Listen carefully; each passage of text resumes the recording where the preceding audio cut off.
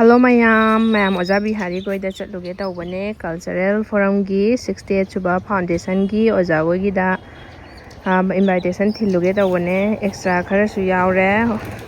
Oja gi ngakta oidoine sinsi pam chatasi Kakching Khulen Makha Lekai yawre sida leire leibra leitra khangde hana lakani su haide lay miyam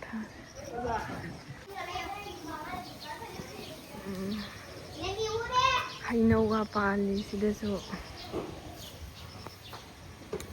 hingon so dum choice dana hingol oibako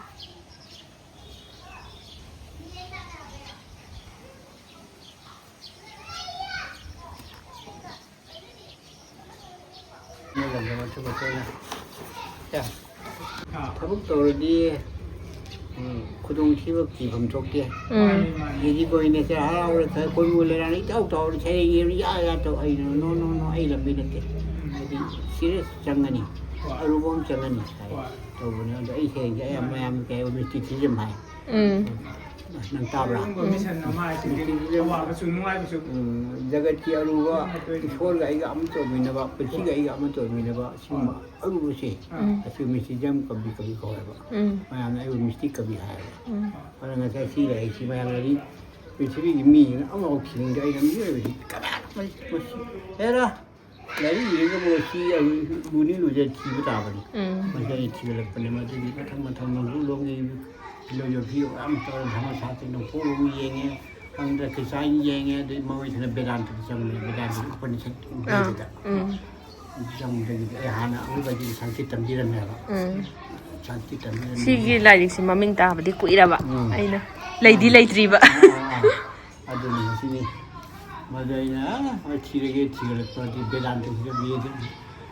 kita bai kari se upani si takhat tek thil dai ki parori chile thil ko de ni sahi kun yogi to sang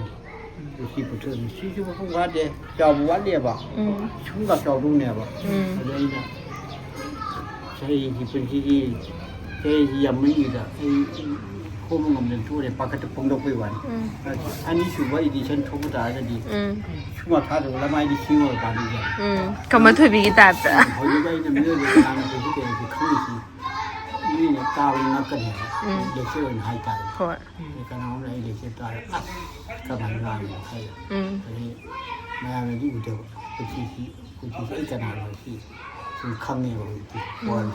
อลที่ไอ้เด็กมันจะได้ชาเนี่ยอันนี้ที่หายมาก็มาเจอตัวนี้ในชาเนี่ย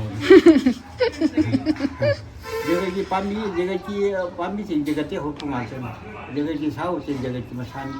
di pambi tu jagat napi le mai ising no kita ki polai bene pambi jagat ki masan ni ki jagat ki ni na ga di poi ni ti kan ni ti poi na to na ga tak na sina na ko na ga di poi di ti poi sina ga di poi ti di poi sina na ko na ga di poi di poi o ina ba beran da ya na ga di poi di poi nang ina sam na du dei se mani ne nang ke no do na ko no du nei u cha du na du ni ne nang nào giúp mình nằm dưới cái đi nó nang nang nằm thôi lúc các bạn mình nằm cái nang đây mai lấy bác đi phục này anh ấy nang mình nằm thôi rồi xin nhiều như vậy cái này ta cắt tiếng ôi nó bây giờ hay cái phần nào cái xin khô nó đưa nó cút ra cho nó đi ra nang ngang bên kia nang bên này thôi nang ngang này nang là chân đi nang chập bên kia trong bên này thôi mà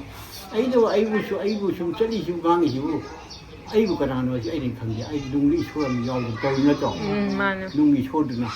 dungi se dungi chodu beri nang no beri ye kong dia ai nang lana ini sang nang beri te dungi tu beri nang na thang dia nung yau bi chodu thang beri nang na no nang na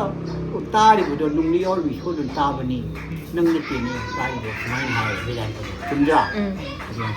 ai ada di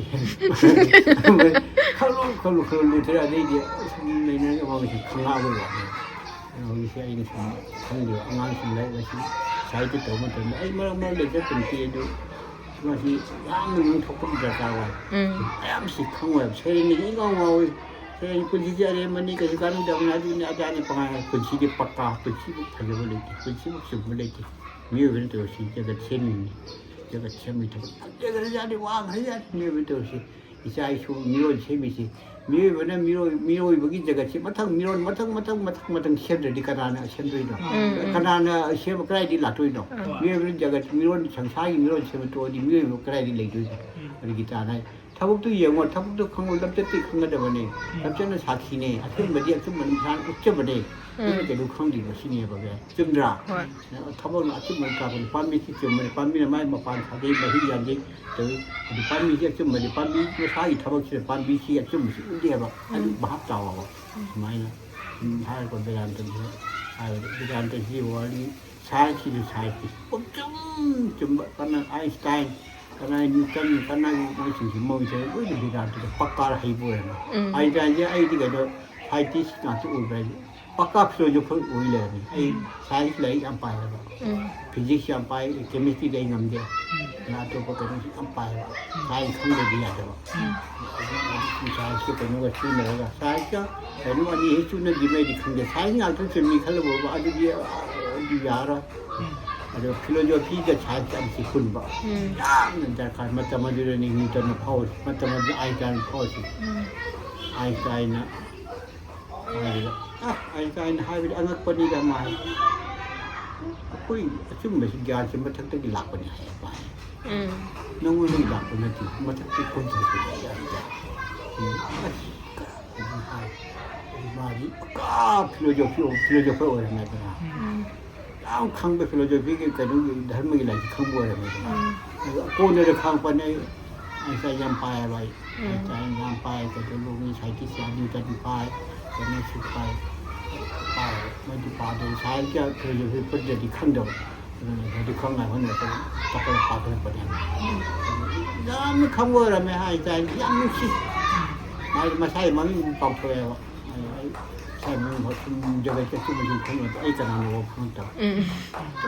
ทำไมมีอะไรมันฟังสิไอ้ใจดูมันยังเป็นก่อเกิดไอ้จะนำโลกข้างที่ข้างข้างเดิมฟิโลโซฟีดูแต่สุดฟิโลโซฟีต่างๆนี่ว่าลูกขยันนะไอ้ใจนี่อันนี้ชีวันนี้ได้เกินตัวนั่งชิมไปมาสักแต่คุ้มสักปนีนั่งไอ้เจ้าวันนี้ยังคุ้มชิมอาจุนอาจารย์นี่ไงนับเป็นตัวรู้นะอาจุเฮนับเป็นตัวรู้นั่งอาชิมพังอะไรไอ้นักบามันเลยวันนี้มันจะได้จะคุ้มจะคุ้มสักกันได้ไหมโพลีชค่ะโพลีชST college โพลีดูก็เขาเชียงก็มาเชียงมาก็เชียงที่ที่สิ่งนี้พุ่งเลยไม่ขาดมาพุ่งพอดีไม่ไงเชียงที่สายเชียงที่สิ่งนี้พุ่งมาพุ่งพอดีเชียงเลยกามันจะพุ่งบารีสิ่งมาพุ่งก็พอดีเลยไปมาจังไอ้นักมาพุ่งพอดีมั้ง세례 진지 아니 이루어질 때 뭐좀 맞서버리 아니 거기서 감게 마우스 변신 간수 그래 이거 말도 놓고거든요 뭐 산을 납셔버네 맞다더니 뭐 산을 납셔면 꼼짝저럭 버니 아니 이거는 게 또 아이 그래도 과일이지 아이 말 와이도 맞다게 꼼짝거리 맞다가 이 소다 누구여도 여기 또 납버니 아이 같이 또 보는지 아이 또 보면 뭐는지 아이들이 아이가 또 보면 아이 꼼니 무시해 시기 그래요 그게 요 다시 정말 아주 뭐지 the PTV power in 아드네 시니 호이가 무슨 아주 신기해서 되는 거는 호이 아이 밑에 제가 쇼를 앞말이 빠서 오는 거예요. 밤비는 많이 맡아보면 좀 더위 받아 강나. 사는 마사부디 강다와 사기 맡아도 맡좀 더위 맡도 힘들어도 쇼를 거예요. 밤비는 마사부 가나는 강대 마사이 맡아도 산 더위 우제는 간 마사부 가나는 강에 사기 맡아도 산 더위 우제는 마사이 맡아도 산 더위 우제 제가 재미 맡ang 밤비는 밤비 제가 맡ang 재미 산 사기 제가 맡ang 재미 제가 맡ang 재미 산 마사부디 가나는 강ดูช่วยตัวนี้ที่ฉันจะว่าให้มีให้เลยมีในพื้นที่เลยเอามาดีให้เนี่ยดูเบลานจะได้อันนี้จะมาเลยว่าให้เพื่อนได้ที่ตัวว่าอันจะมาให้มันจะมีเอาไปให้เสียมที่ให้จะมาเอาเลยกินคือเสียตัวนี้ชุดคือที่ตัวซาตาเลยนี่จะมาเอาเลยกันสิไอ้บรามณีไอ้ช่วยให้เลยกินตัวซาตาขาดขึ้นจะมีให้เลยมีละก็มาเอาไอ้นายก็ซึ่งมีนายมาตรงแต่เรามีสิ่ง ก็ใช่ก็เคยกันทีเดียวไหนเนี่ยเราจุ่มมาดีอุ้ยวันนี้จะไปเลยจำช่างเป็นตาเสด็จโอ้ยนักตาเป็นคนไม่หมดเลยวันจะได้คิดไม่รู้ที่มันจะมาที่มันไม่ทำได้เป็นอะไรสิ่งที่ตัวสิ่งนี้อย่างอันนี้สิ่งว่าสิ่งนี้เป็นคนในนั้นก็มันจะมั่งเลย Dorsu kanaba mamayam thamambane aduna mayam na holi kon ba ki da mayam ni ai hi thagana lai ma thama kana na lai dai ki mana kaya ki mana pada mu ki na wang lai dong kari mana pio lai dai ga tong wang ni hai ba ni ni am ki kon da tong ta thara pi ni si dai na ti da ti masana nem da mi ga roi da mi dai san ti wang ye lo ti ga aru bu ga ta khana doเอาที่เราต้องพาดใจอย่างสุดก็ใจอย่างใครมาตรงนี้ แล้วโอ้ยดิฉันผู้ถูกปะคาราหับปะแล้วก็ไม่ผู้ถูกคนนั้นบอกไอ้บีก็จะ พออดูช่วยไปตรงนี้ต้องคนเดียว ช่วยคุณจะเสียคนนี้ จะไม่ใจที่ยาวมาแล้วนะมันที่ดิฉันปวดท้องก็ทุกข์ได้ไอ้ลูกลุงนี่เลยว่าจะอังกฤษลอนดอนละบวมท่าเด็กคนท่าเด็กขันมันอะไรนะคือที่นี่ดีแล้วไม่ใช่ตลาดเราไปที่เจอที่ปวดท้องไอ้เลยสิไม่ใช่มาจ้ามันคือมาจ้าปวดท้องไอ้เจ้าหนูปวดท้องว่าอังกฤษจะตอนชัดๆก็ลอนดอนเด็กก็ท่าเด็กก็ไม่จ่าด้วยนี่ตัวหมูที่พูดนี่เลยคือนี่ว่าเดี๋ยวนี้เรื่องการพูดยังเราด้วยเนี่ยแบบว่าทั้งก็ยังเนี่ยเดี๋ยว Prithivi Sindore ฉันด้วยนี่เขาดีที่เขาดีแต่ดูกูได้แบบคนนั้น translation ko thok ko English da ไอ้นี่เขาตัวอยู่ให้วันนี้ครับกันนี่เขาที่ตัวเลยตัวเลยอังกฤษก็อะไรนู้นนะการอังกฤษก็ translation ตัวยังพากันนี่ไหนที่หาไม่เอามาพวกจะไม่เห็นอังกฤษก็ translation ตัวยังพาในนี้ตัวกันดันทอกท่าเด็ดไอ้เดี๋ยวจะเทเดี๋ยวมันจะคันเนี่ยจะนานหน่อยไอ้ที่ตรงตรงเนี้ยอภิสิทธิ์ไม่ใช่ที่ว่าจะไม่มันคือตัวที่เลยแต่ที่ตรงนั้นที่ตัวขึ้นเลยว่าที่เห็นเจ้าหุ่นขึ้นตัวอะไรครั้งเดียวการเซ็นตัวมีการฝึกคือขนาดตัวนี้ที่เด็กขึ้นเลยมีดูคาราคันละก็คอยดูวันเด้อตรงนี้ได้เลยไปสิยามว่าเลยบ่เฮาดิสิว่าเลยได้ยามตะเลยนะเด้ได้คิดนะไอ้น่ะเบงวันนี้ไอ้ในที่นี่เลยไม่ใช่น้าเราจริงไม่ใช่ไม่ใช่เมียนัตระเดียวมาให้ตระมันโตกับพี่เราไปเที่ยวตัวดีไลน์นับสิการสังเกตแล้วไม่ใช่เมียว่าเรานำประชาสังบามุเฮลีอะไรไม่อยากอันนี้มันปุถุปาจะมงงามเด้อะไรเบงกาลีเด้ปุถุกานั่นนะอันกังกูอันล้วนกังกูน้องป่าเราหน้าหน้ามุกป่าบางทุกเต็มตัวนี้มาตู้น่ะที่มาไม่ใช่เมกาเบงกาลีกับตัวตาดีว่าพยายามละอันนี้พาไปซื้ออย่างนี้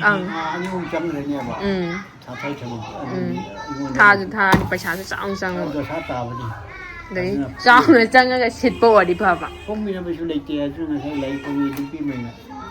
to lấy cũng mấy पैसा mà làm rồi cái khi qua lá mình chẳng nhỉ được tiền ăn từ đó thôi là mình ra mà chỉ hay gì đó còn thứ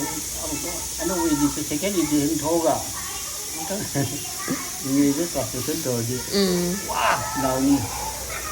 tàu hành chưa chứ tàu hành gì năng bên năng khai chiều còn cái đến tàu Tirake hay đi English the translation phải là tàu bằng ngông cái đó vậy mani phải tàu bằng ngông được tàu vậy à đúng chất gì nhỉ vậy đấy thôi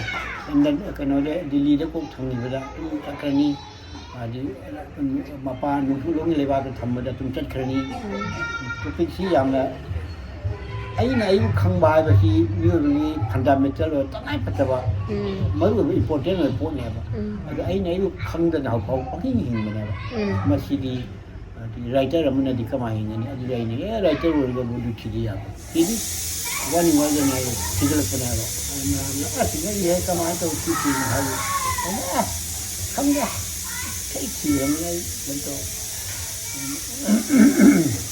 machine มันในปุยเดี๋ยวโอ้ยเดี๋ยวมันในปุยสเตทที่เดี๋ยวโอ้ยกุมโตเลยเลยนี่แต่ตอนแรกเขาเอ็กโตวิมันตัวว่าอยู่โอ้ยยี่เดียว oh hido ni Indonesia dunia ai nuai ti na ai jam sima Manipuri wi lo yum do le de ki lai ki ho ji ki kana gu mi mana man phong jar ge phong jar ma tu mo jang ra pai sa ju ge ma phong ji ba adu ba yai adu lai ki di adu ma tam de anu ko chi phang ni lai ชมาอันมณีปุรีเบงกาลีแต่พงว่าชิบางไม่ป่าแบบทุยกับทุกเตะเขาจะกินมีร้อนจีดามุตตะพลามินะสิทธิ์ไปอย่างสุดอังวาดในพงว่าจะไปใช้อัมจัง ประชาชนบ้านะโมนารุนมาอัมยามจะชัวเป็นคนที่ทำนั่นเองดอก ไม่ถึง ไม่ เนี่ย ใช่ไม่ตรงนั่นเองดอกอดุนะป่าที่มาเจนะอันกันยังไงเลยเป็นคนที่ป่าด้วยป่ะที่ไม่ใช่ไม่ตรงนารุนเนี่ยอ้าวมาความจริงเลยป่ะ ป่าทองพระมินะ งูเนี่ยยามมัง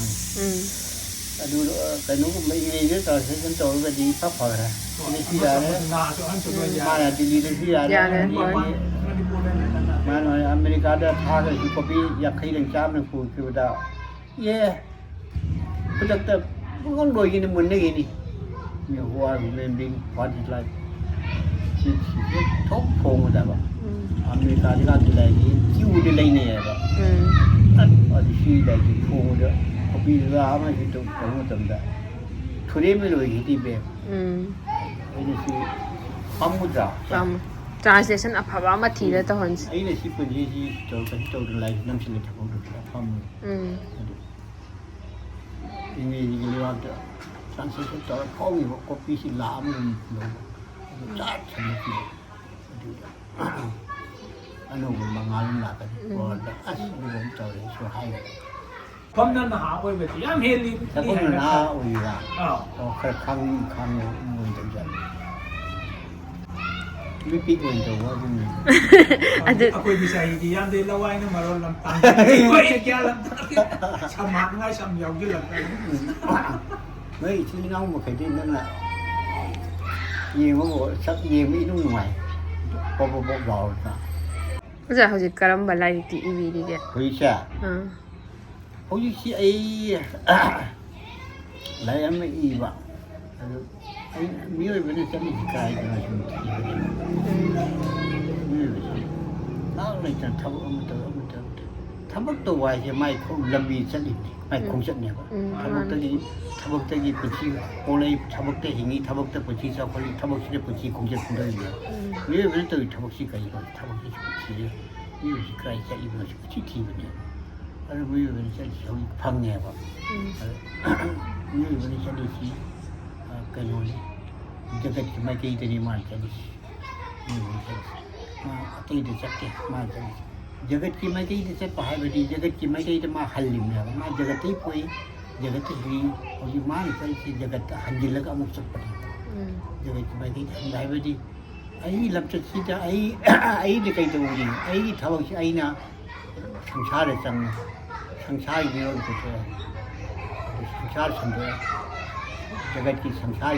해야만 처음부터 상차를 이 버티 선도 이 버티 선도 제가 너무 좀 선도 버리 월 버터 선도 월 지금 파우냐 파풍 파우이 몇 개이 되는 게 하지만 좀라 나닝라 월이 몇 개이 되는 게 이제 아티 그라이 수트 아티 아티 소로가 수트 까 쇼라테 월이 쇼네 월이 수거리 그 아트마 거 쇼고 जगत छुई छुई कर आई चलती जगत की मैं गई तरी मैं पुंग खाब जगत की मैं गई तरी आई न कोई थबो सामिरों पुतो सब आई कुछ चीज जगत तहल्ली चल हां आई ईसा शुमिरों की जगत आई छेने से आई कुछ चीज ना आई नुंग आत्मा जो ना पनिशति के है आत्मा वे जाए ते पुतो आत्मा ने जाओ है कोई जाए आत्मा ने आत्मा दे की जा कोल पर आत्मा से ईसा परिशुरन मतंग मिरोन कोई को मैं आत्मा आत्मा आत्मा दे की पोक ने आई आत्मा से जगत से छंदो पे कुछ से बस आई कुछ से जगत में आई कुछ से दो है आई ईसा आई कुछ से दो को सन आई जो आई कुछ से दो को सन आई इन थाव जगत छंदो को सन मान आई कुछ से जगत छंदो पनी है खंगे वो जगत छंदो पनी शॉर्ट वाट पट में से शॉर्ट जगत है शॉर्ट में गई तो तब से पनी शॉर्ट पोले शॉर्ट की शॉर्ट हल्दी में कोई जगत है शॉर्ट हल्दी में है ना बरा ꯆꯨꯝꯃꯕꯅꯤ ꯑꯗꯩ ꯀꯔꯤꯁꯨ ꯆꯤꯡꯅꯉꯥꯏ ꯂꯩꯇꯦ ꯍꯜꯂꯕꯗꯤ ꯕꯦꯗꯥꯟꯇꯅ ꯍꯥꯏꯔꯕꯅꯤ ꯄꯨꯟꯁꯤ ꯖꯒꯠꯇ ꯆꯠꯂꯤꯕꯅꯤ ꯖꯒꯠꯇ ꯏꯁꯣꯔ ꯆꯠꯂꯤꯕꯅꯤ ꯖꯒꯠ ꯅꯠꯇ꯭ꯔ ꯀꯥꯏ ꯆꯠꯇꯦ ꯑꯗ ꯑꯩꯅ ꯆꯠꯂꯤꯕꯁꯦ ꯍꯧꯖꯤꯛ ꯑꯩꯅ ꯂꯩꯔꯤꯕꯁꯦ ꯙꯔꯃꯒꯤ ꯃꯐꯝꯗꯤ ꯑꯩꯅ ꯑꯩꯕꯨ ꯈꯪꯕ ꯃꯇꯝꯗ ꯑꯩꯁꯦ ꯖꯒꯠꯀꯤ ꯃꯌꯥꯝ ꯇꯥꯟꯅꯗ ꯏꯁꯣꯔꯒꯤ ꯃꯔꯛꯇ ꯑꯩ ꯍꯤꯡꯕꯗꯤ ꯏꯁꯣꯔꯒꯤ ꯃꯁꯥ ꯑꯣꯏꯔꯁꯨ ꯑꯩꯁꯦ ꯑꯔꯦꯝꯕ ꯃꯐꯝꯗ ꯅꯠꯇꯦ ꯑꯩꯅ ꯂꯩꯔꯤꯕꯁꯤ ꯏꯁꯣꯔꯒꯤ ꯂꯝꯗꯝꯗ ꯏꯁꯣꯔ ꯖꯒꯠꯀꯤ ꯂꯝꯗꯝꯗ ꯂꯩꯔꯤꯕ ꯖꯒꯠꯁꯤ ꯑꯩꯈꯣꯏꯗꯤ ꯀꯩ ꯍꯥꯏ ꯑꯇꯣꯞꯄ ꯄꯣꯠ ꯑꯃꯒꯤ ꯖꯒꯠ ꯅꯠꯇꯦ ꯏꯁꯣꯔꯁꯤ ꯁꯤꯕꯨ ꯏꯁꯣꯔ ꯀꯧꯏ ꯂꯥꯏꯒꯤ ꯂꯩꯕꯥꯛꯅꯤ ꯑꯩꯈꯣꯏ ꯂꯩꯔꯤꯁꯦ ꯊꯥꯏꯅꯉꯩ ꯂꯥꯏꯒꯤ ꯂꯩꯕꯥꯛꯇ ꯍꯥꯏ ꯊꯥꯏꯅꯉꯩ ꯅꯠꯇꯦ ꯍꯧꯖꯤꯛꯁꯨ ꯂꯥꯏꯒꯤ ꯂꯩꯕꯥꯛ ꯂꯥꯏꯒꯤ ꯂꯩꯕꯥꯛ ꯍꯥꯏꯕ ꯃꯤꯒꯤ ꯂꯩꯕꯥꯛ ꯑꯃꯠꯇ ꯆꯞ ꯃꯥꯟꯅꯩ ꯍꯥꯏꯔꯨ ꯀꯥꯟꯗꯗꯤ ꯂꯥꯏꯒꯤ ꯂꯩꯕꯥꯛ ꯅꯠꯇꯦ ꯂꯥꯏꯒꯤ ꯂꯩꯕꯥꯛ ꯍꯥꯏꯕ ꯃꯤꯒꯤ ꯂꯩꯕꯥꯛ ꯍꯥꯏꯕ ꯑꯩꯈꯣꯏꯅ ꯇꯣꯉꯥꯟ ꯇꯣꯉꯥꯟ ꯂꯧꯋꯦ ꯍꯥꯏꯕ ꯑꯗꯣ ꯑꯍꯟꯁꯤꯡꯅ ꯃꯤꯑꯣꯏꯕꯒꯤ ꯖꯒꯠ ꯃꯤꯑꯣꯏꯕꯒꯤ ꯖꯒꯠ ꯃꯤꯑꯣꯏꯕꯒꯤ ꯖꯒꯠ ꯃꯤꯑꯣꯏꯕꯒꯤ ꯖꯒꯠꯁꯤꯅꯤ ꯂꯥꯏꯒꯤ ꯖꯒꯠ ꯍꯥꯏꯁꯦ ꯃꯤꯒ ꯂꯥꯏꯒ ꯑꯃꯠꯇꯅꯤ ꯁꯨꯃꯥꯏꯅ ꯕꯦꯗꯥꯟꯇ ꯂꯧꯔꯒꯅꯤ ꯑꯔꯕꯤꯟꯗꯅꯁꯨ ꯃꯤ ꯂꯩꯕꯥꯛ ꯍꯥꯏꯕ ꯂꯥꯏꯒꯤ ꯂꯩꯕꯥꯛ ꯍꯥꯏꯕ ꯑꯃꯠꯇꯅꯤ ꯃꯤꯗꯨꯅ ꯄ꯭ꯔꯤꯊꯤꯕꯤꯁꯤꯗ ꯂꯥꯏꯒꯤ ꯖꯒꯠ ꯎꯗ꯭ꯔꯕ ꯂꯥꯏꯒꯤ ꯂꯩꯕꯥꯛ ꯎꯗ꯭ꯔꯕ ꯑꯗꯨꯗ ꯃꯥ ꯎꯔꯤꯗꯣ ꯃꯥ ꯈꯪꯗꯕꯩꯅꯤ ꯃꯥꯏ ꯃꯤꯠꯌꯦꯡꯗꯨ ꯈꯪꯗꯕ ꯃꯤ ꯀꯧꯏ ꯖꯒꯠꯁꯤꯒꯤ ꯃꯅꯨꯡꯗ ꯃꯤ ꯁꯪꯁꯥꯔꯁꯤꯗ ꯂꯥꯏꯒꯤ ꯂꯩꯕꯥꯛ ꯎꯒꯗꯕꯅꯤ ꯂꯥꯏꯒꯤ ꯖꯒꯠ ꯎꯒꯗꯕꯅꯤ ꯑꯗꯨ ꯑꯁꯦꯡꯕꯗꯤ ꯑꯩꯈꯣꯏꯒꯤ ꯂꯥꯏꯒꯤ ꯖꯒꯠꯅꯦ ꯑꯩꯈꯣꯏꯅ ꯈꯪꯗꯕ ꯃꯤꯒꯤ ꯖꯒꯠꯅꯤ ꯂꯧꯕꯅꯦꯕ ꯑꯩꯅ ꯍꯥꯏꯁꯦ ꯑꯇꯣꯞꯄ ꯃꯤꯒ ꯍꯥꯏꯔꯗꯤ ꯉꯛꯀꯅꯤ ꯊꯥꯖꯔꯣꯏ ꯑꯗꯣ ꯑꯩꯁꯤꯗꯤ ꯈꯪꯉꯒ ꯍꯥꯏꯔꯕꯅꯤ ꯂꯥꯏ ꯍꯥꯏꯁꯦ ꯃꯤꯑꯣꯏꯕ ꯂꯩ ꯖꯒꯠ ꯁꯦꯝꯕꯁꯤ ꯅꯨꯡꯗ ꯂꯩꯔꯤꯕ ꯏꯁꯣꯔꯗꯨ ꯁꯦꯝꯃꯦ ꯅꯨꯡꯗ ꯂꯩꯔꯤꯕ ꯏꯁꯣꯔꯁꯤꯗ ꯁꯦꯝꯃꯤꯅꯤ ꯅꯨꯡꯗ ꯂꯩꯔꯤꯕ ꯏꯁꯣꯔꯗꯨꯅ ꯑꯩꯅ ꯃꯤꯔꯣꯜꯂꯤ ꯖꯒꯠ ꯁꯦꯝꯃꯤ ꯑꯩꯅ ꯁꯦꯝꯕ ꯅꯠꯇꯦ ꯑꯗꯨꯝ ꯏꯁꯣꯔꯗꯨ ꯏꯟꯁꯤꯜꯂꯒ ꯁꯦꯝꯃꯤꯅꯦꯕ ꯅꯪꯒꯤ ꯅꯨꯡꯗ ꯏꯁꯣꯔ ꯌꯥꯎꯔꯤ ꯏꯁꯣꯔꯗꯨꯅ ꯅꯪ ꯇꯧꯔꯤ ꯅꯪꯒꯤ ꯂꯝꯆꯠꯇꯨ ꯅꯨꯡꯗ ꯌꯥꯎꯔꯤꯕ ꯏꯁꯣꯔꯗꯨꯒꯤ ꯂꯝꯆꯠꯅꯤ ꯑꯩꯈꯣꯏ ꯂꯝꯆꯠꯁꯤ ꯑꯩꯅ ꯁꯦꯝꯕ ꯅꯠꯇꯦ ꯏꯄꯥꯅ ꯁꯦꯝꯕ ꯏꯃꯥꯅ ꯁꯦꯝꯕ ꯅꯠꯇꯦ ꯑꯣꯖꯥꯅ ꯁꯦꯝꯕꯤꯕ ꯅꯠꯇꯦ ꯃꯇꯣꯝ ꯂꯥꯛꯆꯕ ꯅꯠꯇ꯭ꯔꯥ ꯃꯇꯣꯝ ꯂꯥꯛꯆꯕꯁꯤꯕꯨ ꯀꯔꯤ ꯀꯧꯏ ꯏꯪꯒ꯭ꯔꯦꯖꯤꯅ ꯁ꯭ꯄꯣꯟꯇꯦꯅꯁ ꯀꯦꯔꯦꯛꯇꯔ ꯀꯧꯏ ꯃꯁꯥ ꯃꯇꯣꯝꯇ ꯆꯠꯆꯔꯛꯄ ꯈꯪꯅ ꯆꯠꯆꯔꯛꯄ ꯇꯧꯖꯔꯛꯄ ꯃꯕꯨꯛ ꯊꯣꯛꯅ ꯆꯠꯆꯔꯛꯄ ꯃꯕꯨꯛ ꯊꯣꯛꯅ ꯍꯦꯛ ꯆꯠꯆꯔꯛꯄ ꯂꯝꯆꯠꯇꯨ ꯏꯁꯣꯔꯒꯤ ꯂꯝꯆꯠꯅꯤ ꯈꯪꯉꯣ mabuk thong ai chắc chắc là cái còn là đi chơi được chứ này cái nó tụi tầm đó đi sát khi mà tầm đó thì ta là đi leo chút mà không có lo về mình đó xin đó ai Hindi cũng phải nó tụi Hindi đó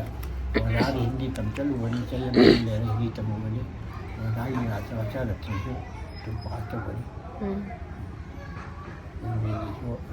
vì vì cái tàu đi aku bagi sakit kui nak ambil mana bagi sakit sini mana apa kalau sakit cuy hingga terjadi aku bisa mesti ngambil apa ya cuma sakit saya mau nak tu sakit sih hanya beli kampanye ai sakit tak hanya beli mana kai Janwari Bhusan Samdo Narina Bhusan Pati Puthivi Bhusan Raja Bija Choli Bhusan Sanskrit Hawaii Hi Company Janwari Bhusan Samdo Ki Late Na Tha Narina Bhusan Pati Dupi Ki Late Na Mukuru Puthivi Bhusan Raja Puthivi Late Na Ni Thong Vidya Sarvesha Bhusan Vidyana Padam Ki Late Ni Jagata Vidya Vishnu Pai Di Chau Late Ni Indra Why is it? Sanskrit is all about why is it? Can wah Sanskrit juga semua yang angin kok. Sanskrit ki betul tu self study tu boleh juga naik kena tak. Sanskrit semua tu kena sih.